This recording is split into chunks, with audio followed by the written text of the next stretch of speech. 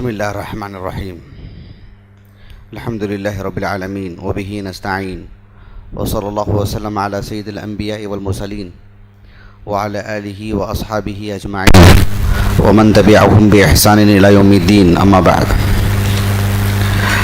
اس سے پہلی والی جو نشست تھی وہ بہت اہم تھی اور بنیادی باتیں تھیں، ہمارے اس اصل موضوع سے متعلق تھیں۔ مجھے اصل میں بتانا یہ تھا کہ جو ایک قلیل تعداد یہاں پڑھ رہی ہے، اور آپ جیسے لوگ بہت سارے ہوں گے ایسے جو کاروبار کرتے ہوئے دینی تعلیم پڑھتے ہوں، تو ان کی حوصلہ افزائی کے لیے درس ہے۔ میں نے اس سے پہلے جو بتایا کہ کتب ستہ جو صحیح بخاری، صحیح مسلم، سنن ابی داؤد، سنن ترمذی، سنن نسائی اور سنن ابن ماجہ، اس میں جو روات ہیں یعنی کم و بیش 8000 سے زائد ہیں، 600 کے قریب خواتین ہیں۔ 8000 یعنی 8600 کے آس پاس اس کے روات ہیں کتب ستہ کے۔ میں آپ کو بڑی اہم بات بتا رہا ہوں کہ کتب ستہ کے رجال کو ہم لوگ بارہا پڑھتے رہتے ہیں، یعنی ہم کو روزانہ پڑھنا پڑتا ہے کتب ستہ کے روات کو۔ میں اپنے ایک احساس کو بتا رہا ہوں آپ کو کہ کتب ستہ کی روات کو جب میں پڑھتا ہوں، حقیقت بتا رہا ہوں، جو میرا احساس ہے کہ اللہ سبحانہ و تعالیٰ کے ہاں ان 6 کتابوں کا جو مقام ہے۔ ابھی میں نے ایک درس دیا تھا کتب ستہ، ہم جو کہتے ہیں کتب ستہ، یہ اصطلاح کب سے قائم ہوئی ہے اور اس میں کیا چیزیں کار فرما تھیں، اس میں نے بہت ساری باتیں بتائی ہیں۔ تو کتب ستہ کو اللہ سبحانہ و تعالیٰ نے ایک بڑا مقام عطا کیا ہے۔ 1400 سالہ تاریخ میں کتنی تصنیفی خدمات ہوئے ہیں، ان سب میں 6 کتابوں کو اللہ نے ایک خاص مقام عطا کیا ہے۔ کتب ستہ میں کیا ہے؟ حدیث رسول ہے۔ حدیث رسول 2 چیزوں کا مجموعہ ہے، ایک سند ہے، ایک متن ہے۔ تو جو اسانید ہیں، ایسا نہیں ہے کہ صرف ان کا حافظہ بڑا مضبوط تھا تو انہوں نے حدیثیں بیان کر دی، نہیں۔ جہاں ان کا حافظہ مضبوط تھا وہیں پر ان کی دینداری، ان کی دیانت، اللہ سے ان کا تعلق، ان کی راتیں، اپنی بیوی بچوں سے معاشرتی زندگی میں وہ ایک نمونہ تھے۔ وہ ایسا نہیں تھا کہ حسن اخلاق پر وہ حدیثیں صرف رٹ مار کے کسی کو بھی سنا دیتے تھے، ایسا نہیں تھا معاملہ۔ وہ حدیثیں ان کی عملی زندگی میں تھی، عام تھی۔ ایسا نہیں تھا کہ نوافل سے متعلق وہ حدیثیں صرف پڑھ کر کے سنا دینے والے تھے، فضائل نہیں، ان کا عملی زندگی تھی ان کی۔ ایسا معاملہ نہیں تھا کہ جو معاملات میں اچھے ہونی چاہیے صرف حدیثیں سنا دیتے تھے، ایسا نہیں تھا معاملہ ان کا۔ تو کتب ستہ کے جب آپ رجال کو پڑھیں گے تو صرف اتنا نہیں ملے گا کہ ان کا حفظ بڑا مضبوط تھا، اتقان تھا، صرف اتنے اساتذہ تھے ان کے، اتنے رحلات تھے ان کے، یہاں اور یہاں گئے، صرف اتنی باتیں نہیں رہیں گی، بلکہ ان کی زندگی میں آپ دیکھیں گے کہ یعنی آپ کو ایسی باتیں ملتی ہیں کہ سبحان اللہ، کہ آپ ان کا چہرہ دیکھ کر کے بتلاتے ہیں کہ یہ جھوٹ نہیں بول سکتے۔ میں آپ کو بتا رہا ہوں کہ کتب ستہ کی روات سے ایسی باتیں لکھی ہوئی ملتی ہیں، مطلب ان کی عبادتیں، ان کے معاملات، عجیب چیزیں دیکھنے کو ملتی ہیں، سبحان اللہ۔ تو مجھے ایک احساس یہ ہو رہا تھا بار بار کہ صحیح بخاری میں، صحیح مسلم میں جو سب سے صحیح ترین کتابیں ہیں، اس میں جن رجال کو، جن شخصیتوں کو اللہ تعالیٰ نے حدیث کی حفاظت کے لیے انتخاب کیا، تو صرف حافظے کی بنیاد پر، صرف ان کا حفظ مضبوط تھا، صرف اس وجہ سے اللہ سبحانہ و تعالیٰ نے ان کا انتخاب کیا، ایسا تو نہیں۔ حفظ کے ساتھ ساتھ ان کے نفوس، ان کے دل بہت ہی عمدہ لوگ تھے وہ۔ اگر آپ ان کی زندگیوں کو پڑھیں گے تو یقین مانیے کہ آپ کو نہیں لگے گا کہ یہ ہم جیسے ہی انسان ہیں۔ کتب ستہ کے رجال کی بات کر رہا ہوں۔ تو میں نے جو کاروباری اعتبار سے جن حضرات کے نام جو ہے، یہ میں نے بس ایک پیشے سے متعلق ایک مثال بیان کر رہا ہوں، ورنہ ایک جماعت ہے اس پر، صرف آپ کا ذہن جو ہے کھولنے کے لیے، ایک فکرہ دینے کے لیے، ایک سوچ دینے کے لیے میں نے ان ناموں کا انتخاب کیا ہے۔ جو نام کہ ہم روزانہ پڑھتے ہیں وہ نام آپ کو بتا رہا ہوں۔ جیسے مثال کے طور پر امام بخاری رحمہ اللہ کو ہم میں سے کون نہیں جانتے ہیں، سب جانتے ہیں، لیکن ہم اچانک کسی نام لیتے ہیں، ابو نعیم فضل ابن دکین، امام بخاری کے معروف استاذ ہیں، لیکن بیشتر لوگ نہیں جانتے۔ تو میں جو نام آپ کے سامنے ذکر کر رہا ہوں پیشے سے متعلق بہت سارے لوگ ہیں، لیکن جو معروف نام ہیں ان کے نام بیان کر رہا ہوں تاکہ آپ مانوس ہوں، آپ کو لگے کہ جو ہے یہ تو وہ نام ہے جن کا ہم صبح و شام سنتے رہتے ہیں. ایسے معروف رجال ہیں، لیکن جو ہے ان کی حیثیت ایسی ہے علمی دنیا میں کہ جو بڑے بڑے علماء ہیں لیکن کاروباری اعتبار سے بھی ان کی اپنی ایک شہرت. تو یہ کچھ نام آپ کے سامنے میں ذکر کر رہا ہوں، لیکن ان ناموں کو ذکر کرنے کے بعد ایک بنیادی بات بتاؤں گا میں آپ کو، اس کو تو لینا ہی پڑے گا، اس کو لے کر کے ہی اس بات کو سمجھیں گے. صرف اس چیز کو سمجھیں گے اور اس سے جڑی ہوئی ایک چیز میں آپ کو بتاؤں گا، اس کو چھوڑ دیں گے تو پھر آج کا پورا محاضرہ پھیکا پڑ جائے گا. تو چلیے، محدثین میں سے جو تجارت کی جو بات ہے، میں نے ایک درس دیا تھا ایک مرتبہ رحلات سے متعلق. رحلات کا مطلب یہ ہوتا ہے کہ ایک شخص کاروبار کے لیے یا اپنے دوست و احباب سے، رشتہ داروں سے ملنے کے لیے، حتیٰ کہ عبادت کے لیے بھی ایک آدمی سفر کرتا ہے، لیکن وہ سفر جو صرف شرعی علم کے لیے ہو، یعنی دوسرا کوئی مقصد ہی نہ ہو سوائے شرعی علم کے. یہ جو سفر ہے واقعتاً یعنی ایک توفیق ہے واقعتاً، سبحان اللہ. تو اس اعتبار سے جو ہمارے علماء نے جو سفر کرتے رہے ہیں، ایسا نہیں کہ جو ہے بس سفر کرتے رہے ہیں. سفر کے لیے پیسے کہاں تھے ان کے پاس؟ آج کا دور تو نہیں نا، ایک جگہ چلے جاتے اور آگے آگے آگے آگے نکلتے. تو یہ لوگ کیا کرتے تھے، جس جگہ جاتے وہاں کچھ کام کر لیتے، حتیٰ کہ عجیب عجیب کام. مولانا عبد الوہاب ملتانی کا نام سنا ہوگا آپ نے، 1900 تقریباً 6 میں انتقال ہوا ہے ان کے آس پاس میں. تو یہ جو ہے مولانا عبد الوہاب ملتانی رحمہ اللہ جو ہیں، انہوں نے بہت محنت کر کے پڑھائی تو ضرور کی، لیکن مسجد میں جو لوگ وضو کرنے کے لیے آتے ہیں ان کو کنویں سے پانی نکال کر کے دیتے اور اس پر کچھ معاوضہ ملتا تھا ان کو، اسی کو رکھ کر کے پڑھا کرتے تھے وہ، اور ایسے ہی پڑھا انہوں نے. تو یہ جو ہمارے علماء رحلات کے لیے جو جاتے تھے، تو جس علاقے میں جاتے کچھ مزدوری کر لیتے، کچھ کام کر لیتے اور پھر جو ہے کھا لے پی لیتے. یہ لوگ کسی کے رحم و کرم پر جیتے نہیں تھے کہ جس علاقے میں جاتے وہاں کوئی ان کو کھلا دے پلا دے، اس امید سے کبھی نہیں جاتے. بہت پاکیزہ نفوس. آپ ہم جیسے لوگوں کو رکھ کر کے ان کو تولیے مت. اتنے پاکیزہ نفوس کہ یہ کسی شہروں میں ایک امید لے کے جاتے نہیں تھے کہ یہاں 10 دن کا پڑاؤ ڈالیں گے، کہیں سے کھانے کا انتظام ہو جائے گا. بہت اعلیٰ معیار کے لوگ تھے، بہت اعلیٰ اخلاق کے، اپنے ذاتی طور پر محنت کرتے اور ایسے ہی کرتے. اسی لیے آپ دیکھو کہ جن علماء نے رجال پر کام کیا ہے، خاص کر میں حافظ ابو عبداللہ الذہبی کا نام لیتا ہوں رحمہ اللہ، آپ نے رجال پر بہت کام کیا کہ آپ جیسا کام بہت کم لوگوں نے کیا ہے رجال پر، جو حافظ ابو عبداللہ الذہبی نے کیا رحمہ اللہ.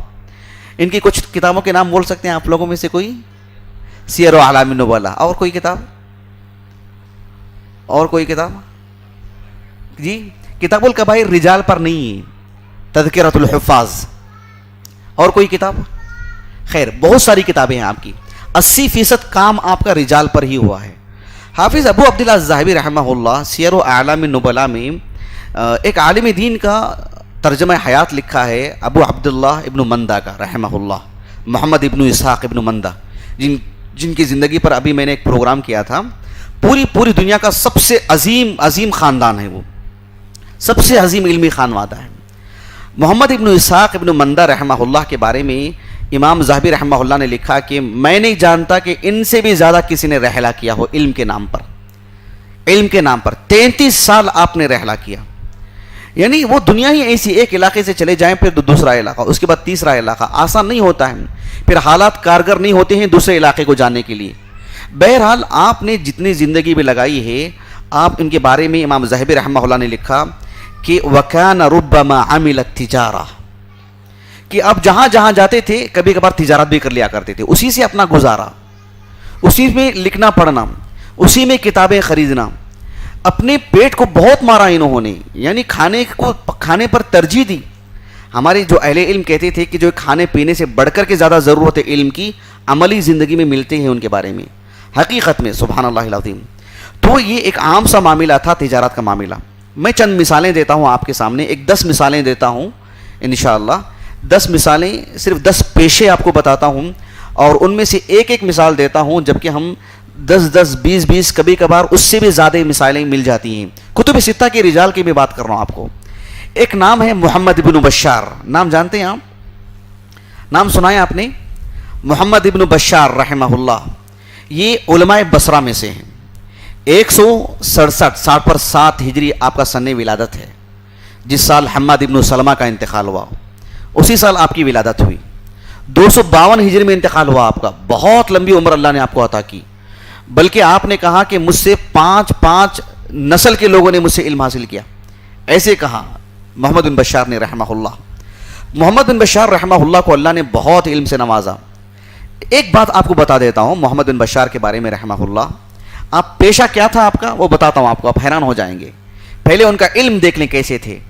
محمد ابن بشار رحمہ اللہ اتنے عظیم عالم دین کہ ان کو بندار کہا جاتا تھا. بندار, بندار با پر ضمہ نون ساکن, بندار.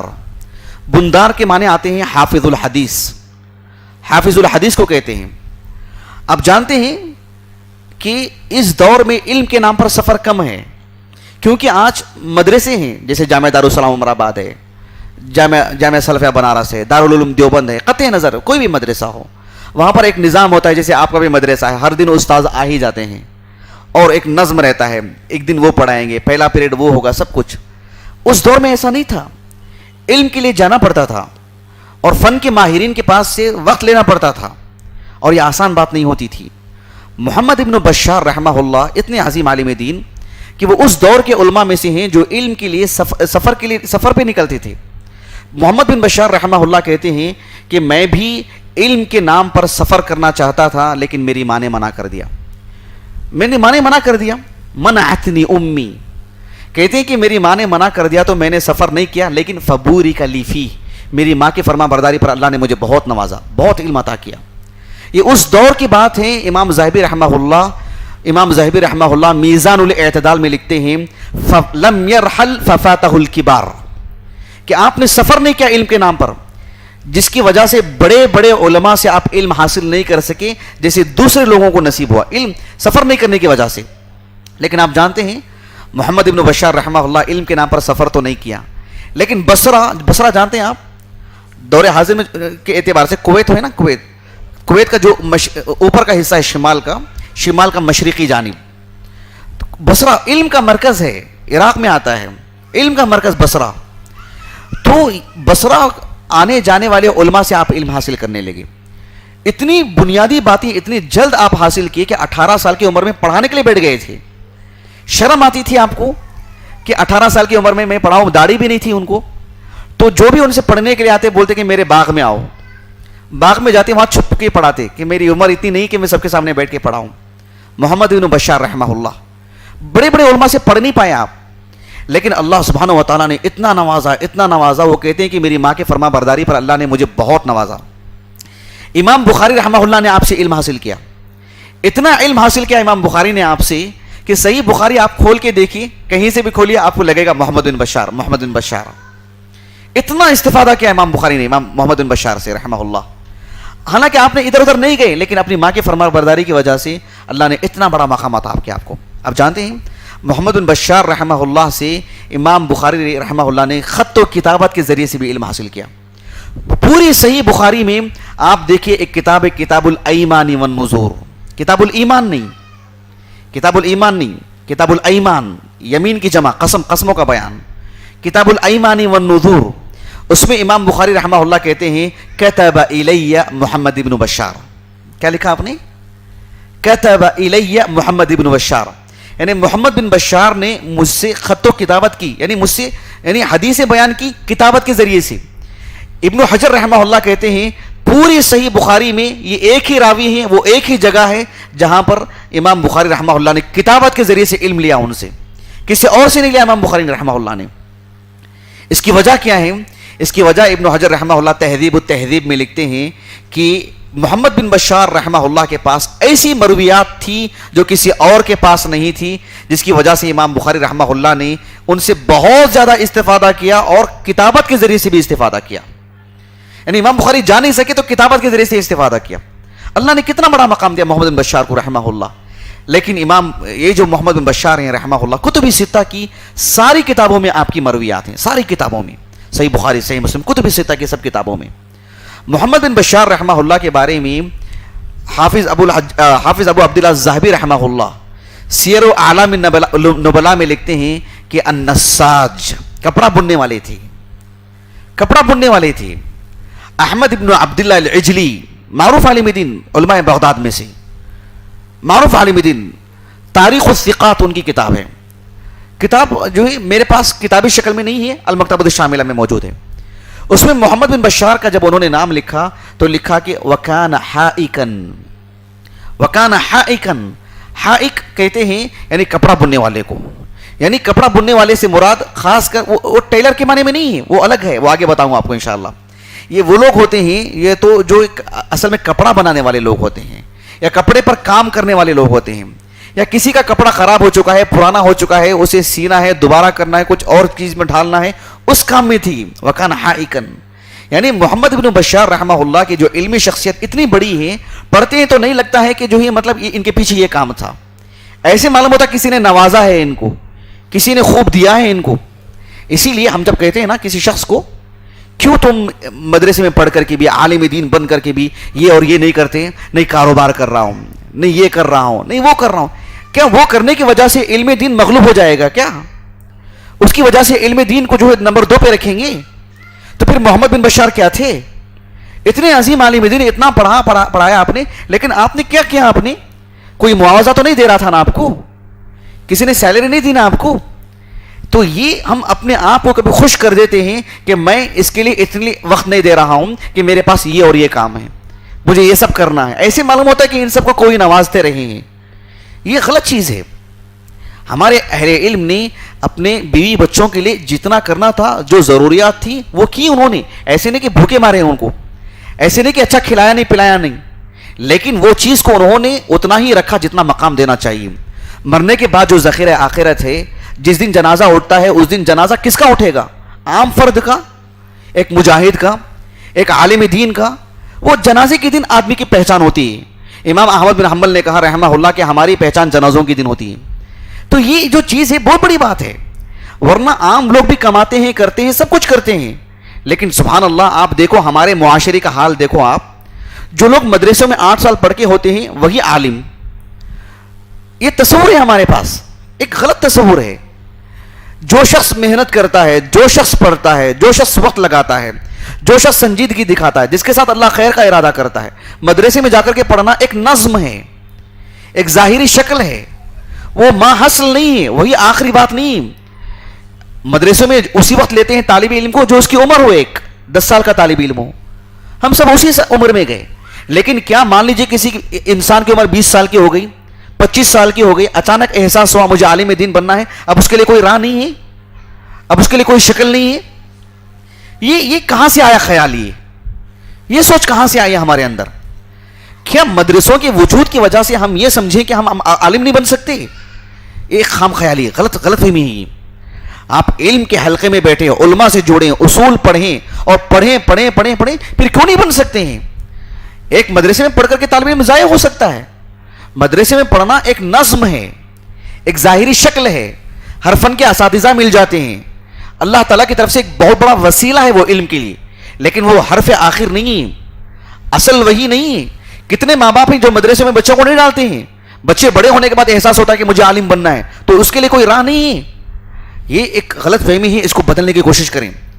میں سمجھتا ہوں انشاءاللہ اللہ تعالیٰ یہ مدرسہ اس کے لیے کارگر ثابت ہو. تو لیکن اس کے لیے خوش فہمی میں مبتلا نہیں ہونا چاہیے. یہ تھوڑا سا پڑھ لیں، محنت کرنا چاہیے، اچھا پڑھنا چاہیے. تو ہمارے یہ سب جو علماء تھے، آپ دیکھو ہمارے معاشرے میں ایک شخص دھوبی ہوتا ہے، تصور کر سکتے ہیں کبھی عالم بن سکتا ہے؟ وہ ایک شخص درزی کا کام کرتا ہے، ٹیلر ہے، کبھی سوچ سکتے ہیں عالم بن سکتا ہے؟ ایک شخص کی چپل کی دکان ہے، ایک شخص کی مٹھائی کی دکان ہے، ایک شخص کی کرانے کی دکان ہے، ایک شخص کی پنساری کی دکان ہے. آپ تصور کر سکتے ہیں یہ سب کبھی عالم بن سکتے ہیں؟ نہیں. ان کے ذہنوں میں ہے کہ ہم عالم نہیں بن سکتے، اور ہم بھی یہی سمجھتے ہیں کہ وہ عالم نہیں بن سکتے. معاشرے نے ذہنیت کو بدل دیا ہے، جبکہ یہ سب پیشے سے ایسے ہی تھے. اس میں کوئی دھوبی ملے گا آپ کو، کوئی ٹیلر ملے گا آپ کو، کوئی کوئلے کا کام کرنے والے ملے گا آپ کو، کوئی طبیب ملے گا آپ کو، کوئی آنکھ چیک کرنے والا ملے گا آپ کو، لیکن وہ بڑے محدثین، چھوٹے موٹے نہیں. میں نے محمد بن بشار کا نام لیا ہے، ان کی قد و قامت علم میں اتنی بلند ہے ہم سب دیکھ نہیں سکتے ان کو. محمد بن بشار رحمہ اللہ. آپ دیکھیں ایک اور عالم دین ہے معاویہ ابن ہشام. معاویہ ابن ہشام الاسدی. کتب کتب ستہ کی سبھی کتابوں میں آپ کی مرویات ہیں سوائے امام بخاری رحمہ اللہ کی الجامع الصحیح، اس میں کوئی روایت نہیں ہے آپ کی. کتب ستہ کی سبھی کتابوں میں سوائے امام بخاری کے الجامع الصحیح کی. الادب المفرد میں آپ کی روایت ملتی ہے امام بخاری کے جو الادب المفرد ہے. معاویہ بن ہشام الاسدی رحمہ اللہ، ان کا سن وفات 204 ہجری ہے.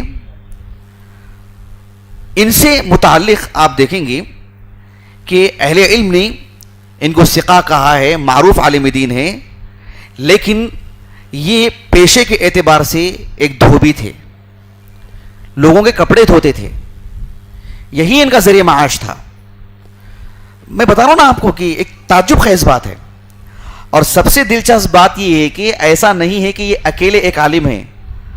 حافظ خطیب بغدادی رحمہ اللہ کی جو تاریخ بغداد ہے اس میں آپ دیکھنا چاہیں، میرے پاس موجود ہے الحمدللہ، تاریخ بغداد میں القصار اتنی بڑی تعداد میں آپ کو نام ملیں گے کہ آپ دنگ رہ جائیں گے. یہ سب معاشرتی اعتبار سے ایسے ہی لوگ تھے، لیکن ان کے اس پیشے نے ان کے اندر اخلاقی طور پر سوچ کے اعتبار سے اتنی گراوٹ نہیں لائے کہ یہ سمجھ نہیں پائے کہ میں کبھی عالم نہیں بن سکتا. نہیں، یہ صحیح مسلم کے معروف روات میں سے ہیں. معاویہ بن ہشام الاسدی رحمہ اللہ، یہ اکیلے ایک نہیں. آپ تہذیب الکمال فی اسماء الرجال ابو الحجاج المزی کی ہم املا کرواتے ہیں صحیح بخاری پڑھاتے وقت ایسے علماء کی جن کے ناموں کی ہم نشاندہی کرتے ہیں کہ دیکھو یہ سب دھوبی ہیں. ہمارے معاشرے میں ہم تصور نہیں کر سکتے کہ بھئی ایک دھوبی، یہ مطلب اس کا علمی اعتبار سے یہ مقام، اس کو جمعہ کی باتیں سمجھ میں نہیں آتی ہیں، وہ کیسے مطلب حدیث بیان کرے گا، فنی باتیں کیسے سمجھے گا، سندوں سے متعلق کیسی گہری نظر رکھے گا. وہ یہ ہمارے اس دور کے اعتبار سے عام بات تھی. مسلم معاشرے میں وہ کسی طور پر بھی ہو، علم کے نام پر اس کا جو مقام ہے وہ مقام ہی کے اعتبار سے اسے سمجھا جاتا تھا. آپ دیکھیں گے کہ خیر القرون میں کسی شخص کو بھی جو مقام ملا ہے صرف علم کی بنیاد پر ملا ہے. حافظ ابو عبداللہ الحاکم رحمہ اللہ کی ایک کتاب ہے معرفت علوم الحدیث. معرفت علوم الحدیث قدیم علماء میں سے 504 ہجری سن وفات ہے. اس میں انہوں نے ایک دلچسپ مکالمہ انہوں نے لکھا ہے. میں اس تفصیل میں نہیں جاؤں گا، میرا موضوع وہ نہیں ہے. اس میں جو خلاصہ ہے جو مجھے بتانا ہے وہ یہ ہے کہ مروان ابن الحکم کے سامنے کئی علماء کے نام لیے گئے، علماء مکہ میں سے، علماء مدینہ میں سے، اور یمن میں، پھر اسی طرح سے بصرہ میں، مصر میں، ملک شام میں، عراق کے کافی علاقوں میں، کہ اس علاقے کے بڑے عالم کون ہیں، اس علاقے کے بڑے عالم کون ہیں، سوائے محمد ابن عبداللہ ابن عبید اللہ ابن مسلم ابن شہاب الزہری رحمہ اللہ، سوائے محمد ابن مسلم ابن شہاب الزہری رحمہ اللہ کے علاوہ کوئی بھی بڑے عالم ایسے نہیں ان کے طبقے کے جو غلام نہ رہے ہوں، جو کسی کے موالی میں سے نہ ہوں. معاشرتی اعتبار سے موالی میں سے ایک غلام کے حصے سمجھتے ہیں آپ، ترکاری کی طرح خریدا جاتا تھا ان کو بازار سے، اور بالکل جانوروں سے بھی بدتر سمجھا جاتا تھا ان کو. لیکن علم کے اعتبار سے سب سے بڑا مقام دیا گیا ان کو، سب سے بڑا مقام. حتیٰ کہ مروان بن الحکم جب حج کے لیے آئے تو عطا بن ابی رباح رحمہ اللہ 104 ہجری سن وفات ہے ان کا، وہ موالی میں سے ہیں، موالی میں سے ہیں وہ. سبحان اللہ. ان کے جوتے سیدھے کرنے کے لیے کہا انہوں نے اپنے بچوں کو، کہ کہا کہ یہ علماء ہیں. یہ اللہ سبحانہ و تعالیٰ نے علم کی بنیاد پر ہی کسی کو مقام اور مرتبہ عطا کیا ہے، پیشے کے اعتبار سے نہیں، معاشرتی اعتبار سے نہیں. ورنہ پیشے کے اعتبار سے ایک دھوبی ہیں، اکیلے ایک نہیں ہیں. جیسے کہ میں نے کہا کہ خطیب بغدادی رحمہ اللہ کے تاریخ بغداد اگر آپ دیکھنا چاہیں فہرست میں، آپ کو لگے گا کہ القصار اتنی بڑی تعداد ہے جو اپنے علاقے کے دھوبی تھے. سبحان اللہ العظیم. ایک اور نام دیکھیں آپ، بہت معروف نام، ابو سفیان، کنیت سے مشہور ہیں وہ، ابو سفیان الحمیری. ابو سفیان الحمیری، سعید ابن یحییٰ ابن مہدی، یہ بہت ہی معروف رجال ہیں. کتب ستہ کی سب کتابوں میں آپ کی مرویات تو نہیں ہیں، لیکن امام بخاری اور امام بخاری کے ایک شاگرد ہیں امام محمد ابن عیسیٰ ابو عیسیٰ الترمذی رحمہ اللہ، انہوں نے اپنی السنن میں ان کی مرویات لائے ہیں. امام بخاری بھی ان کی مرویات لائے ہیں. یہ پیشے کے اعتبار سے تھے الحذا، جوتے بنانے والے، جوتے اور چپل بنانے والے. جوتے اور چپل جو بناتے تھے یہ سب اصل کے اعتبار سے بھی بناتے تھے، اور کسی کے چپل ٹوٹ جائیں، کسی کا چپل خراب ہو جائے تو اس کی اصلاح بھی کرتے تھے. معاشرتی اعتبار سے ان کا مقام مرتبہ کیا ہے؟ اور یقین مانیے ایسی بات نہیں ہے کہ ڈھونڈ کے محنت کر کے کچھ میں لایا ہوں میں. یہ وہ نام ہیں جسے ہم روزانہ پڑھتے ہیں, روزانہ پڑھتے ہیں. آپ لوگ بلوغ المرام پڑھتے ہیں, مشکات پڑھتے ہیں, عمدۃ الاحکام پڑھ رہے ہیں, یہاں پر وہ سند والی کتابیں نہیں ہیں.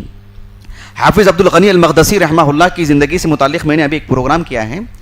بڑی عظیم شخصیت ہیں. ان کی جو کتاب ہے عمدۃ الاحکام, آپ نے دیکھا سند ہے اس میں؟ سند نہیں ہے اس میں. بلوغ المرام میں سند ہے حافظ ابن حجر کی رحمہ اللہ, سند نہیں. مشکات میں بھی سند نہیں. یہ ابھی یعنی تقریباً آج سے ایک سمجھ لیجئے کہ 10 سال 15 سال کی بات ہے بس, جس میں کتب ستہ تھوڑا عام ہو رہے ہیں عام معاشرتی زندگی میں. آج کل ہم دیکھ رہے ہیں کہ عام لوگوں کے گھروں میں بھی صحیح بخاری موجود ہے, صحیح مسلم موجود ہے اردو اور انگریزی زبان میں.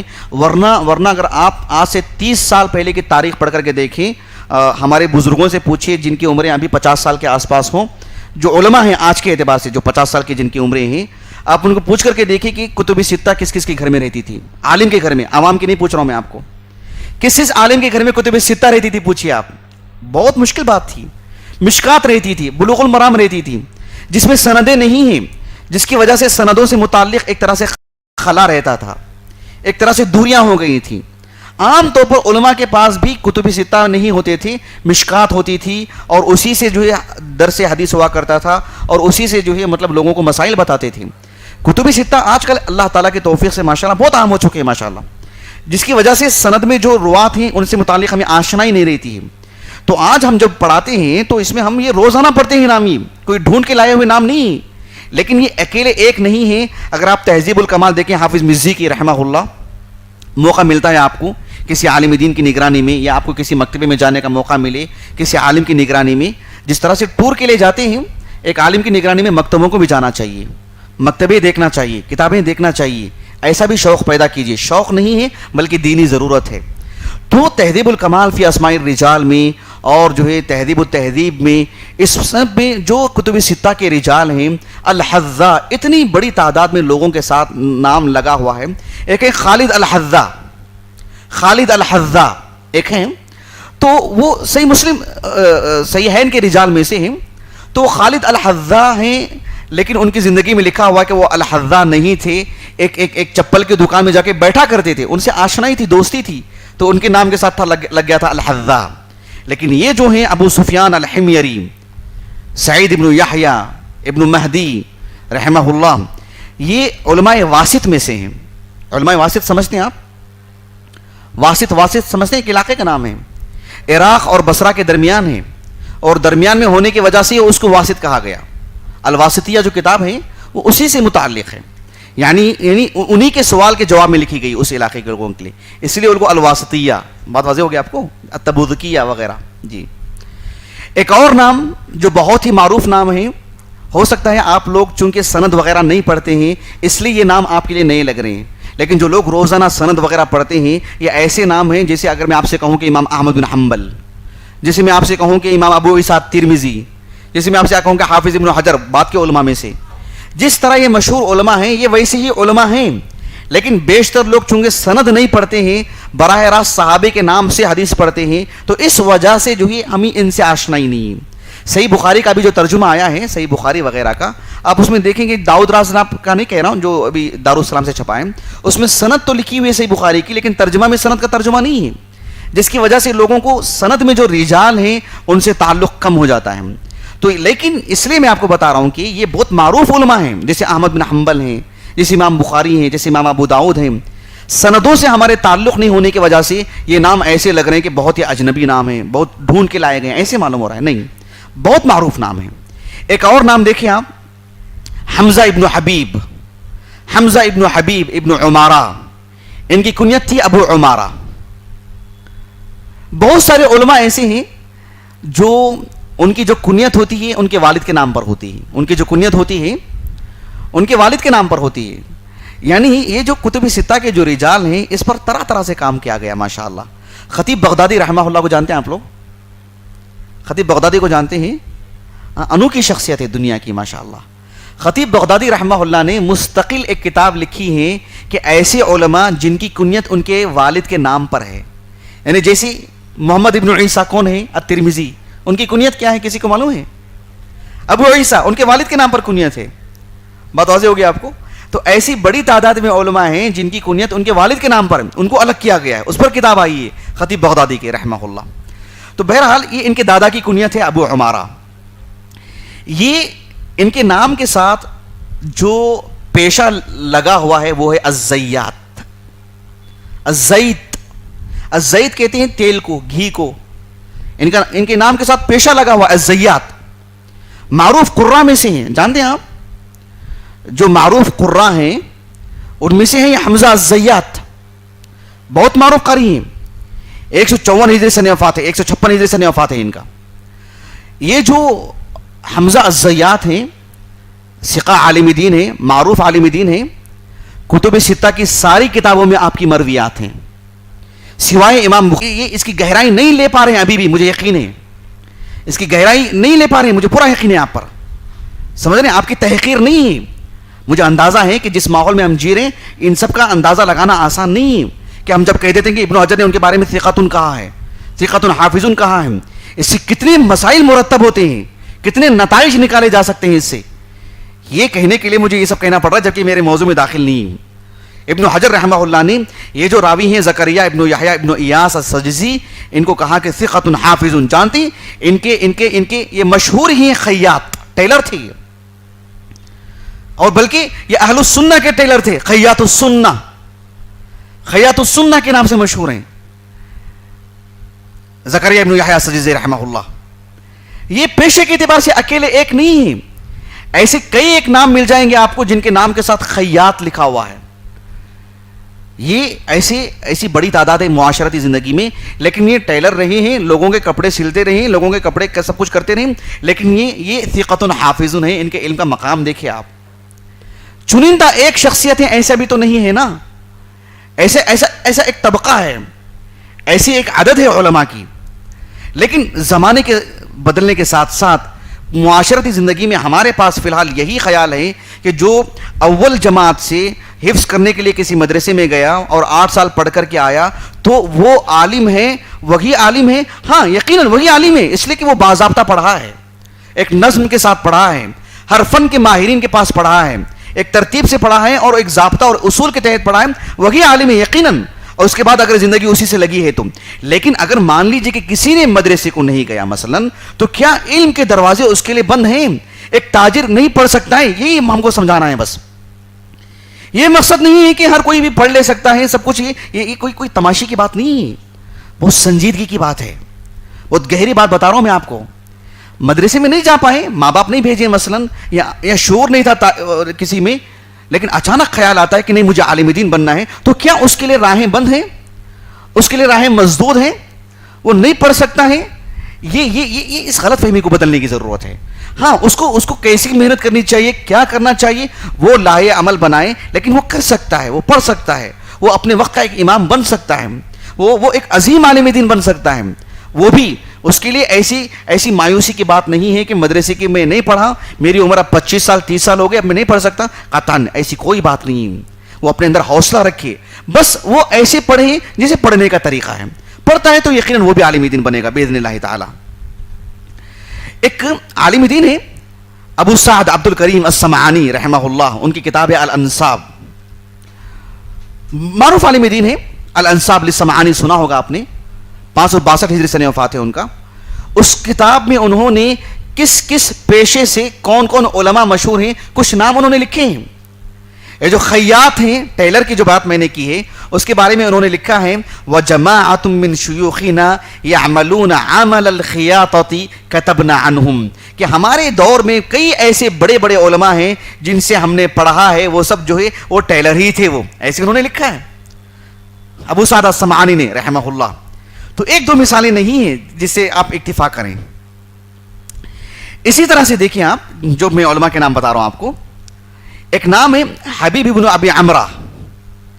حبیب ابن ابی عمرہ علماء کوفہ میں سے ہیں، ابو عبداللہ الحمانی. کتب ستہ کی ساری کتابوں میں آپ کی مرویات ہیں سوائے امام ابو داؤد رحمہ اللہ کے. آپ نے اپنی السنن میں کوئی کتاب نہیں لائے، ان کی روایت نہیں لائے ہیں. امام ابو داؤد رحمہ اللہ کی ایک کتاب ہے الناسخ والمنسوخ، اس میں ان کی روایتیں ملتی ہیں، ورنہ شیخین کے روات میں سے، صحیح بخاری صحیح مسلم کے روات میں سے ہیں. آپ معروف عالم دین ہیں. 142 हिजरी सने वफात है इनका। हाफिज इब्न हजर रहमहुल्लाह ने इनके बारे में लिखा है कि सिक़तुन। समझ रहे हैं आप? देखिए, इसको हल्का ना समझिए। मुझे इसीलिए दर्द हो रहा है कि जो है मैं किसके सामने बातें रखने जा रहा हूँ। अगर मैं कहूँ कि हाफिज इब्न हजर उनके बारे में सिक़ा कहाँ है और आप हम जैसे तलबा को रख के तोलने लगे कि हाँ ये ऐसे ही होंगे, नहीं, या अल्लाह। समझ रहे हैं आप? इसकी अहमियत को जानिए आप। जैसे जैसे आपके दिलो दिमाग में एक शेख अलबानी का जो तस्वुर आता है, शेख अलबानी की भी बात कर रहा हूँ मैं आपको, ये एक जैसे उलमा हैं अपने वक्त के। अब तो मैं समझता हूँ जो कुछ तो शरह सदर हुआ होगा आपको। तो इब्न हजर रहमहुल्लाह ने इनके बारे में लिखा कि सिक़ा। इनकी ज़िंदगी से मुतालिक आप पढ़ करके देखिए कि कितनी अजीम इल्मी शख्सियत है, लेकिन इनकी गोश्त की दुकान थी, अल्लाहाम थी। अल्लाहाम थी, इनके पास बकरियों का रेवड़ था। बकरियां ज़ुबा करना और गोश्त की काटना, जितनी लोगों की ज़रूरत है उतना गोश्त फरोख्त करना, यही कारोबार था इनका। क्या आज जिस दौर में हम जी रहे हैं, हमारी मुआशरती ज़िंदगी में, हमारे तस्वुरात में आ सकती है ये बात कि किसी गोश्त बेचने वाला इल्म हासिल करने के लिए हमारे मुआशरे में क्या जहन बना हुआ है? यानी उस फर्द का भी जहन बना हुआ है और हमने भी मुआशरे में यही सोच के रखा है कि वो गोश्त बेचते हैं, उनको कहां समझ में आएगी बातें। गलत चीज़ है ये, बहुत गलत चीज़ है ये। हमने अपने हाथों से अपने मुआशरे के बहुत सारे बासलाहियत लोगों को ज़ाय कर दे रहे हैं। वो गोश्त बेच सकते हैं, उनका कारोबार है वो।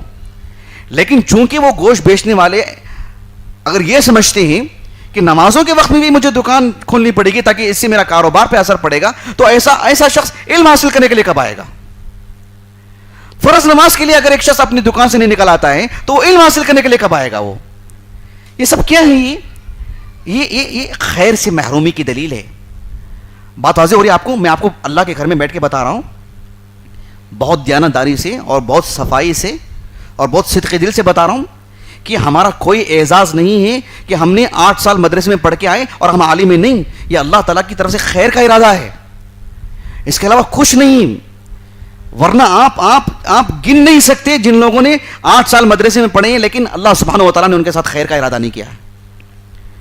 समझ रहे हैं आप गिन नहीं सकते, इतनी बड़ी तादाद है। असहाबे इल्म है, जानते हैं कितने लोग जो है जाते हैं पढ़ने के लिए, कितने हाथों में सनदें होती हैं, लेकिन जो है इल्म से क्या अलाका रहता है उनका। ये सिर्फ अल्लाह की तरफ से खैर का इरादा है, इसमें इफ्तिखार की गुंजाइश ही नहीं, फख्र की गुंजाइश ही नहीं इसमें। नहीं मतलब इसमें कोई मतलब उनसुर ही नहीं फख्र का। मैं आपको सिर्फ ये बताना चाह रहा हूं कि हमारे मुआशरे में हमने जो तसव्वुरात लेकर के आ गए हैं, जिसकी वजह से जबरदस्ती एक तालिब इल्म को मदरसे में जबरदस्ती डाला जाता है और वो पढ़ना नहीं चाहता है वो, और 8 साल पढ़ने के बाद भी चाहता है कि जो है मुझे अब कुछ और करना पड़ेगा। ऐसी कितनी तादाद चाहिए आपको? और जो तलबा चाहते हैं और कई बहनें चाहती हैं कि हम आलिम दीन बने, उनके सरपरस्त सोचना चाहिए, ऐसे लोगों को डालना चाहिए, उनकी सलाहियतों का इस्तेमाल करना चाहिए। अल्लाह ने हमें जो सलाहियतें अता की हैं, ये सलाहियतें अल्लाह सुब्हानहू व तआला ने हमें अल्लाह के दीन के लिए। मैं आपको एक नुक्ता बता देता हूँ यानी दरमियान में, ताकि आपकी दिलचस्पी के लिए, कि एक आलिम